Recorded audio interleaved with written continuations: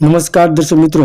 હાલમાં જે પરસોત્તમભાઈ રૂપાલાને લઈને ક્ષત્રિય સમાજમાં રોષ જોવા મળી રહ્યો છે તેને કારણે ભારતીય જનતા પાર્ટી ઘણી બધી મુશ્કેલીમાં આવી ગઈ છે। કારણ કે આવનારી લોકસભાની ચૂંટણીમાં ક્ષત્રિય સમાજના મતનો જો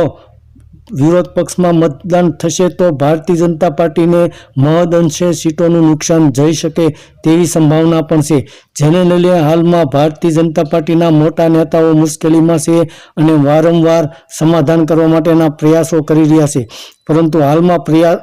પ્રયાસો થઈ રહ્યા છે તેમાં સફળતા મળી નથી, જેને કારણે હાલમાં પરસોત્તમભાઈ રૂપાલાનો જે વિવાદ છે તેનો ઝડપથી ઉકેલ આવે તેવા ભારતીય જનતા પાર્ટીના મોટા નેતાઓ પણ ઈચ્છી રહ્યા છે અને હાલમાં સમાધાન માટે બેઠકો પણ યોજી રહ્યા છે અને મિટિંગો પણ કરી રહ્યા છે।